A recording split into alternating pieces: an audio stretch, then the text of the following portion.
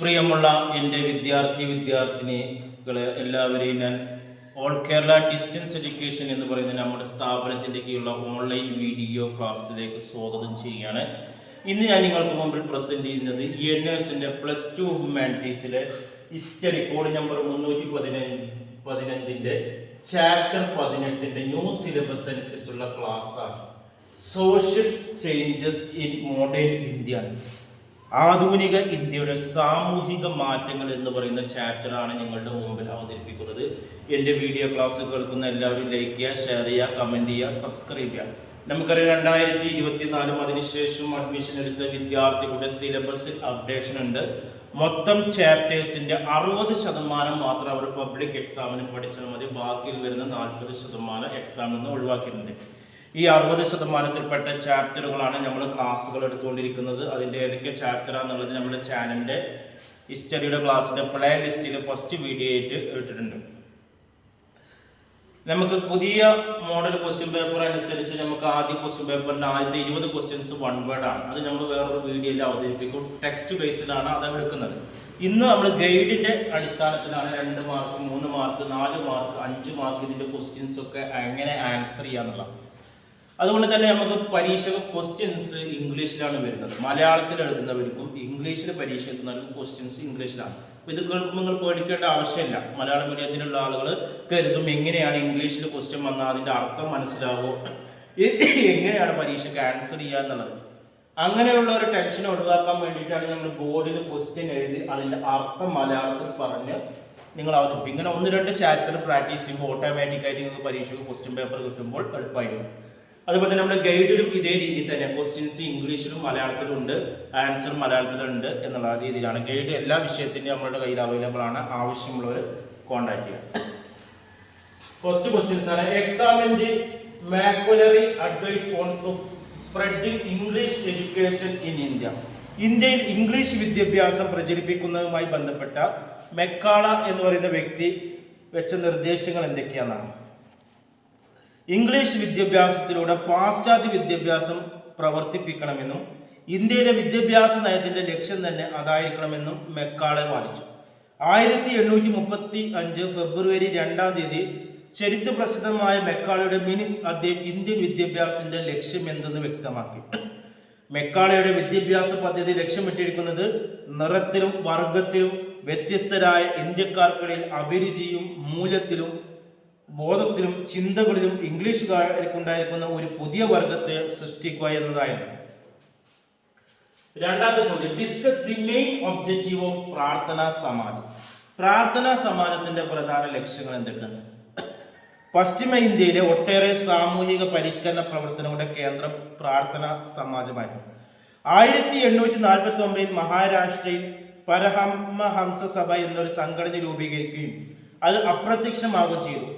എന്നാൽ പിന്നീട് കേശവ ചന്ദ്ര സെന്നിന്റെ നേതൃത്വത്തിൽ മഹാരാഷ്ട്രയിലെ വിദ്യാസമ്പന്നർക്കിടയിൽ ഒരു സംഘടന രൂപീകൃതമാവുകയും അത് പിന്നീട് പ്രാർത്ഥനാ സമാജമായി രൂപപ്പെടുകയും ചെയ്തു.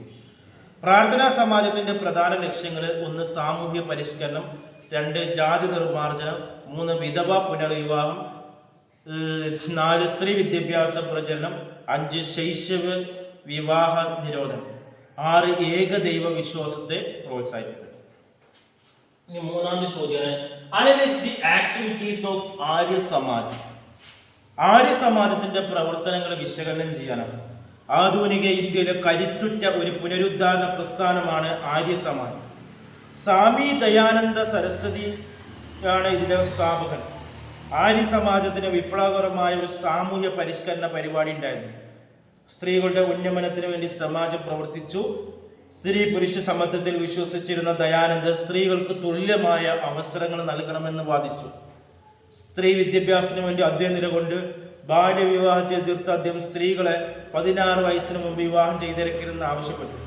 വിധവ വിവാഹത്തിനെയും അദ്ദേഹം പ്രോത്സാഹിപ്പിച്ചു. സാമൂഹ്യ സമത്വത്തിന് വേണ്ടി പ്രയത്നിച്ച ആര്യ സമാജം ജാതി സമ്പ്രദായത്തിനെതിരെ ആഞ്ഞടിക്കുകയുണ്ടായി. അനാഥാലയങ്ങളുടെയും വിധവാ സദനങ്ങളുടെയും നടത്തുക, ക്ഷാമബാധിത പ്രദേശങ്ങളിൽ ദുരിതാശ്വാസ പ്രവർത്തനങ്ങൾ സംഘടിപ്പിക്കുക, കീഴ്ജാതിക്കാർക്ക് സഹായം നൽകുക തുടങ്ങിയ സാമൂഹ്യ പ്രവർത്തനങ്ങളും സമാജം നടത്തിയിരുന്നു. 4ാമത്തെ ചോദ്യം: what was the downward filtration തിയറിയാണ്. കിനിഞ്ഞിറങ്ങൽ സിദ്ധാന്തം എന്താണ്?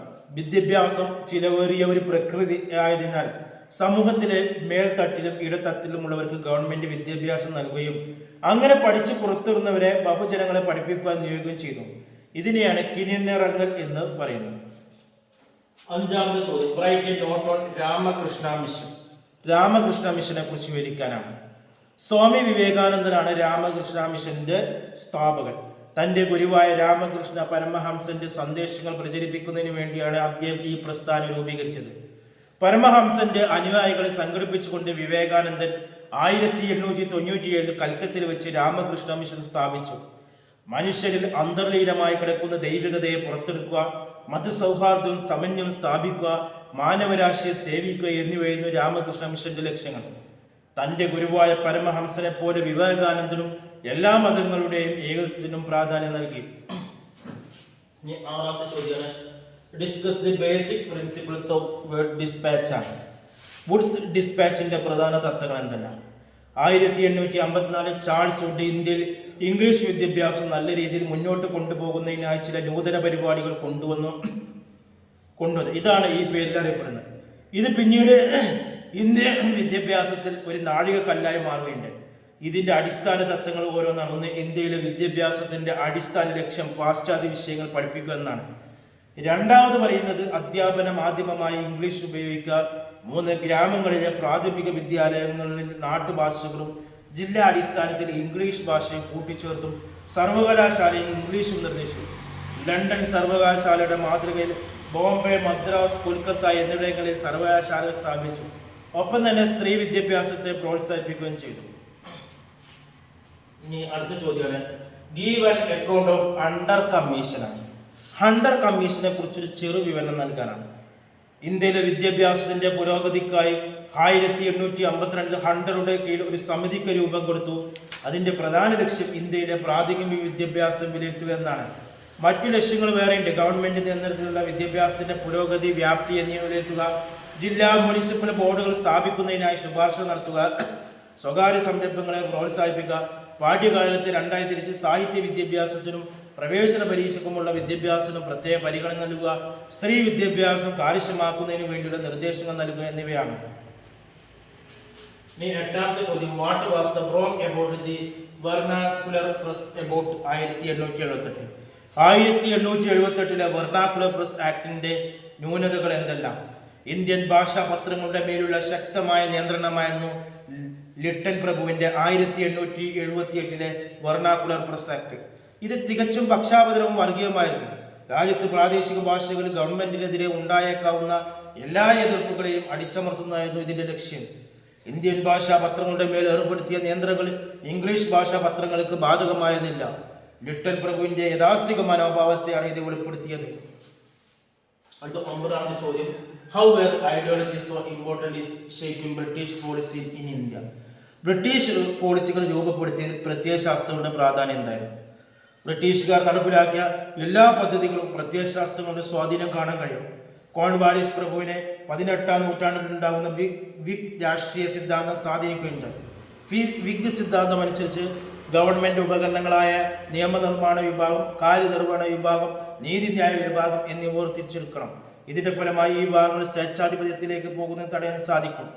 ബംഗാളിൽ ഈ സിദ്ധാന്തം ശക്തമായി നടപ്പിലാക്കാൻ കോൺവാലിസ് പ്രഭുവിന് സാധിച്ചു. ഉത്പാദന രംഗത്ത് ശക്തമായ വളർച്ചയ്ക്ക് വഴിയൊരുക്കിയ വ്യവസായ വിപ്ലവം ഇംഗ്ലണ്ടിലാണ് ആരംഭിച്ചത്. ബ്രിട്ടീഷ് കോളനികൾ സ്വതന്ത്ര വ്യാപാരം നടപ്പിലാക്കണമെന്ന് ബ്രിട്ടീഷ് വ്യവസായ മുതലാളി വർഗം വാദിച്ചു.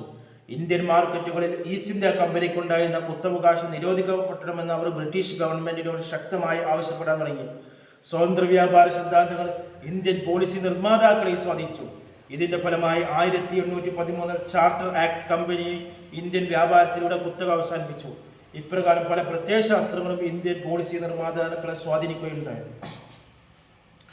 അടുത്ത ചോദ്യമാണ്, what is orientalist? What are the Korean contribution ആണ്. ഓറിയന്റലിസ്റ്റുകൾ ആരാണ്? അവരുടെ സംഭാവനകൾ എന്തെല്ലാം? ബ്രിട്ടീഷ് ഗവൺമെന്റിന്റെ ശ്രദ്ധ വിദ്യാഭ്യാസ മേഖലയിൽ പതിച്ചതോടെ പ്രധാനപ്പെട്ട പല പ്രശ്നങ്ങൾ ഉടലെടുത്തു. ഏതു തരത്തിലുള്ള വിദ്യാഭ്യാസമാണ് ഇന്ത്യയിൽ നൽകേണ്ടത് എന്നതിനെ സംബന്ധിച്ച് ബ്രിട്ടീഷുകാർക്കിടയിൽ തർക്കമുണ്ടായി. ഇന്ത്യയുടെ പരമ്പരാഗത വിജ്ഞാനത്തെ പ്രോത്സാഹിപ്പിക്കുന്ന വിദ്യാഭ്യാസ രീതി നടപ്പിലാക്കണമെന്ന് ഒരു വിഭാഗം വാദിച്ചു. അധ്യയന മാധ്യമം ഇന്ത്യൻ ഭാഷകളായിരിക്കണമെന്ന് അവർ ആവശ്യപ്പെട്ടു. ഈ വിഭാഗമാണ് ഓറിയന്റലിസ്റ്റുകൾ എന്നറിയപ്പെടുന്നത്. ലാസ്റ്റ് ചോദ്യമാണ്, what was the role of Syed Ahmad Khan in modernisation the മുസ്ലിമാണ്? മുസ്ലിം സമൂഹത്തെ ആധുനികവൽക്കരിക്കുന്നതിൽ സയ്യിദ് അഹമ്മദ് ഖാന്റെ പങ്കെന്നാണ്. സർ സയ്യിദ് അഹമ്മദ് ഖാൻ ആണ് അലിഗഡ് പ്രസ്ഥാനത്തിന്റെ ശില്പി. ഇന്ത്യയിലെ മുസ്ലിങ്ങൾക്കിടയിൽ സാമൂഹിക വിദ്യാഭ്യാസപരമായ മുന്നേറ്റം ഉണ്ടാക്കുക എന്നാണ് അദ്ദേഹത്തിന്റെ ലക്ഷ്യം. മുസ്ലിം സമുദായത്തിലെ അനാചാരങ്ങളെ നീക്കി സാമൂഹികമായ ഒരു നവീകരണം ഉണ്ടാക്കാൻ അദ്ദേഹം നിരന്തരം പരിശ്രമിച്ചു. അലിഗാർഹിൽ അദ്ദേഹം മുഹമ്മദിയൻ ആംഗ്ലോ ഓറിയന്റൽ കോളേജ് സ്ഥാപിച്ചു. ഇത്രയാണ് നമ്മൾ ഈ ചാപ്റ്ററിൽ വരുന്നത്. 2 മാർക്കിന് 3 മാർക്കിന് 4 മാർക്കിന് 5 മാർക്കിൻ്റെ അവതരിപ്പിച്ചു. ഇനി 1 മാർക്കിൻ്റെ ഒബ്ജക്റ്റീവ് ക്വസ്റ്റ്യൻസ് ആണ്. അത് നമ്മൾ അടുത്ത വീഡിയോയിൽ അവതരിപ്പിക്കും. ഇതുമായി എന്തെങ്കിലും സംശയം ഉണ്ടെങ്കിലോ ഗൈഡുകൾ ആവശ്യമുണ്ടെങ്കിലോ എല്ലാ വിഷയങ്ങളുടെ ക്ലാസ്സുകൾ ആവശ്യമുള്ളവരൊക്കെ കോൺടാക്ട് ചെയ്യുക. നമ്മുടെ സ്ഥാപനത്തിൻ്റെ കീഴിൽ 1 മാസം കൊണ്ട് 2 മാസം കൊണ്ട് 3 മാസം കൊണ്ട് 6 മാസം കൊണ്ട് NSSന്റെ SSLC +2 അഡ്മിഷൻ കൊടുക്കുന്നുണ്ട്. ഗൾഫിലുള്ളവർക്ക് അവിടെ ഇരുന്ന് പഠിക്കാം. ഇന്ത്യയിലെ മുഴുവൻ സ്റ്റേറ്റുകളിലും നമ്മൾ എക്സാം സെൻറ്റർ നൽകുന്നുണ്ട്. അതുപോലെ തന്നെ വീട്ടിൽ നിന്ന് പരീക്ഷ എഴുതാൻ പറ്റുന്നവർക്ക് ബോസ് എഡ്യൂക്കേഷൻ്റെ കീഴിലുള്ള +2 SSLC നൽകുന്നുണ്ട്. അതുപോലെ തന്നെ ശ്രീനാരായണ ഗുരു യൂണിവേഴ്സിറ്റിയുടെ ഡിഗ്രി PG അഡ്മിഷൻ നൽകുന്നുണ്ട്. അഡ്മിഷനും മറ്റു കാര്യങ്ങളും കോൺടാക്ട് ചെയ്യേണ്ട വാട്സപ്പ് നമ്പർ നമ്മുടെ ചാനലിൻ്റെ ഡിസ്ക്രിപ്ഷൻ ബോക്സിലുണ്ട്. അതിലേക്ക് കോൺടാക്ട് ചെയ്യുക 9037114679. Okay, thank you.